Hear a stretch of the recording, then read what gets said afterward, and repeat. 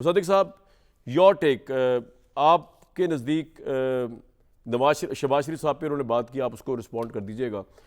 आपको अभी भी लगता है कि शहबाज शरीफ इंस्पायर कर सकते हैं लोगों को? चले नवाज शरीफ साहब की हद तक तो मेरी बात समझ आती है, लेकिन शहबाज भी कर सकते हैं अगर इमरान नहीं कर सकते फिर भी? देखिए, ये बात तो आपकी ठीक है कि बहुत बड़ा सियासी फुकदान है। क्या है सियासी फुकदान? यानी एक साल के अंदर एक शख्स अगर 40% महंगाई की शरह जो हर घर को हिट करती है जी। उसको 2 या 1% पे ले आए तो लीडरशिप का तो फुकदान है ना। यानी ये 40% महंगाई हाइपर इन्फ्लेशन में चली जाती, 80-90% हो जाती, तो वो ये वक्ती फवायद है, ब्रॉडर विजन नहीं है। ऐसे एक आम आदमी गरीब आदमी से पूछें, उसकी ज़िंदगी में 2 चीज़ें हैं, एक महंगाई है और एक नौकरी। वो ये चाहता है कि इज़्ज़त से अपने माँ बाप की खिदमत कर सके, अपने बच्चों को स्कूल भेज सके, हस्पताल जा सके। उसके लिए महंगाई बहुत बड़ा मसला है, आपके लिए और हमारे लिए, क्योंकि हम शाम को ये मसला नहीं, हम ये शाम को क्योंकि थिएटर करते हैं, तो इसके लिए ये बड़ी अहम चीज़ है कि सियासी कोई ऐसी चीज़ हो कि कहीं आग लगा दो और कहीं ये कर दो। यानी एक आम आदमी, उस गरीब आदमी जिसको 40% महंगाई की शरह का सामना था, वो खाने पीने की अशिया में मनफी हो गई। 3-4 महीने से हर महीने खाने पीने की चीज़ें जो हैं वो सस्ती होती चली जा रही हैं, मगर कोई लीडरशिप नहीं। चलें, मान लेते हैं। अच्छा भाई, दूसरी बात होती है कारोबार को आगे लेकर चलना। तो मुल्क के 50% लोग जो हैं उनका दही आबादी से ताल्लुक़ है, 50 से ज़्यादा फ़ीसद लोग जो हैं वो खेती बाड़ी का काम करते हैं। वहाँ पे तरक्की की शरह 6% है। यानी लोगों को रोज़गार मिल रहा है, लोगों को नौकरियाँ मिल रही हैं, लोग हल चला रहे हैं, लोग फसलों को पैदा कर। ये क्या लीडरशिप हुई? लीडरशिप तो ये कि आग लगा दो।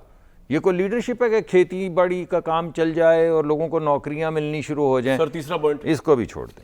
अब आप किस चीज़ की बात करेंगे कि 7.8% एक्सपोर्ट बढ़ गई, कोई लीडरशिप नहीं। 34% रेमिटेंस बढ़ गई। पाकिस्तान की तारीख में इन्होंने कैंपेन चलाई कि बाहर वाले लोगों, पाकिस्तान में कोई पैसे ना भेजे, ये इमरान खान का हुक्म है और वो हमारी कॉन्स्टिट्यूंसी है। 4.25 बिलियन तो पिछले महीने आए, 38 बिलियन तकरीबन इस वक्त प्रोजेक्टेड है। पिछले साल के मुकाबले में 34% इजाफा हो गया रेमिटेंस। मगर ये क्या लीडरशिप है कि बाहर से लोग पाकिस्तान में धड़ाधड़ पैसे भेज रहे हैं? कोई लीडरशिप नहीं। ठीक है।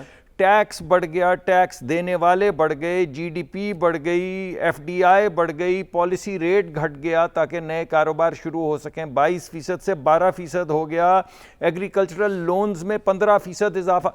क्या शहबाज शरीफ साहब की पर्सनैलिटी लेकिन ये कोई पर्सनैलिटी क्या चाहिए? मेरी बात सुने, मेरी भी बात सुन ले, मेरी गुजारिश। आपने पर्सनैलिटी में माफी, इतनी कैरिस्मेटिक यूनिफाइंग है कि बड़े बड़े इश्यूज जैसे बलोचिस्तान है जिसके लिए नवाज शरीफ को पुकारा जा रहा है, शहबाज साहब उसके लिए फिट रही हैं। पानी के इशू जो सिंध मानने को तैयार ही नहीं है शहबाज साहब की कोई भी प्ली, इतने कैरिस्मेटिक है कि ये मसले हल कर सके। पानी के ऊपर शहबाज साहब ने बड़ा क्लियर एक विजन लिया कि तमाम सूबों को साथ लेके जाना है। पानी का महकमा मेरे पास था, मैं खुद वहाँ के जो वजीर हैं उनके सामने मैंने सर झुका के ये कहा कि हम आपके साथ चलेंगे, मैं सिंध आऊँगा, मैं आपके पास बैठूंगा, जब तक आपकी तसल्ली नहीं होगी हम आगे नहीं बढ़ेंगे। लेकिन आपकी तसल्ली करेंगे क्योंकि रेगिस्तान तो आबाद करने हैं, ये जो हमारे जंगल कट गए हैं इनको तो दोबारा आबाद करना है। यानी सवाब का काम, यानी आप रेगिस्तान को आबाद अगर सिंध ना माने तब भी आप करेंगे? यार सिंध मानेगा ना जब आप किसी एक रीजनेबल बात करेंगे। वो रीजनेबल बात क्या होगी? वो रीजनेबल शक है कि पंजाब पैसे चोरी करता है, पानी का वॉर करेगा। बिल्कुल आपकी बात ठीक है। रीजनेबल बात यह है कि जब टेलीमीटरी लग जाएगी और जिस तरह आपके फीडर के ऊपर एक एक इलेक्ट्रॉन जो जा रहा होता है उसका हिसाब होगा, इसी तरह एक एक बूंद पानी का, एक एक बूंद पानी का हिसाब होगा। तो ये बात तो हमेशा के लिए खत्म हो जाएगी ना कि कोई किसी का पानी ले गया। जब बहते हुए 1 सेकंड के अंदर हर बूंद का हिसाब किताब हर सूबे के सामने होगा आ जाएगा। और जब ये हम कह रहे हैं कि कोई नहर में एक कतरा पानी नहीं जाएगा उस वक्त से पहले, जब तक टेलीमीटरी ना लग जाए, तो मसला क्या है? सर पॉइंट आ गया। अभी ये मसला नहीं, अभी तो मेरा पॉइंट आ रहा है। चलें, ये तो छोटी बातें होगी ना। ये तो मैंने आपको बताया कि हमारी लीडरशिप क्या लीडरशिप है। लीडरशिप तो है कैरिस्मेटिक, हैं यानी एक इकोनॉमिक लीडरशिप है कि आईएमएफ के सामने एक जवां मर्द एहतजाज करे कि पाकिस्तान को बैंकरप्ट कर दो। कैरिज्मा होना चाहिए ना भाई, हाँ भाई, ये तो कैरिज्मा होना चाहिए कि पाकिस्तान को बर्बाद कर दो, आईएमएफ के सामने खड़े होकर एहतजाज करो।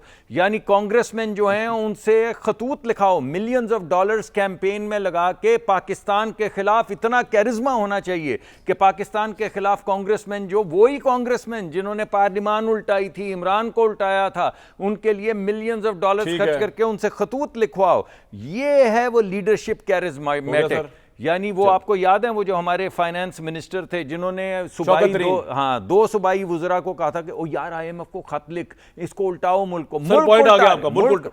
लेकिन हसीन है ना, कैरिज्मेटिक हैं। आप जेलस का फील किया करें, ये मैं अल्लाह की बदियत है, क्या कर रहा हूं मैं तो कह रहा हूं, आपकी बात से इत्तफाक कर रहा हूं मैं। लेकिन आप हुसैन की मूर्ति को बना के बिठा सकते हैं, नहीं, मैंने तो वो बात नहीं पॉइंट आ गया सर, मैंने वो बात नहीं की जो सर ने की। मैंने सोचा कि जब सर ने ये कहा, मेरे भाई अहमद अवैस साहब ने कहा रोमांटिक, तो मेरे जहन में ये आया कि ये रोमांटिक विजन की बात कर रहे हैं। मुझे क्या पता था कि ये औरत को देख के इनके दिमाग में सर आपका पॉइंट आ गया। नहीं, क्यों आ गया सर? यानी reducing a woman to basically the way that she dresses, इससे ज्यादा रिडक्शनिस्ट थिंकिंग इस मुल्क में क्या होगी? क्या होगी इससे ज्यादा रिडक्शनिस्ट थिंकिंग? इन्होंने बाकायदा कहा कि लिबास देखें और चाल ढाल दे। इन्होंने बाकायदा जिक्र किया। एक औरत की ये तजलील करने की कोशिश है कि औरत को रिड्यूस कर दिया जाए उसके कपड़ों पे, उसकी जूती पे, उसके अंदाज पे। कोई सब्सटैंटिव बात, मर्द की सब्सटैंटिव बात, औरत के कपड़े, ये गलत बात होती है। अगर तो इस नियत से, पता नहीं किस नियत से किया। अच्छा, नियत कोई भी हो,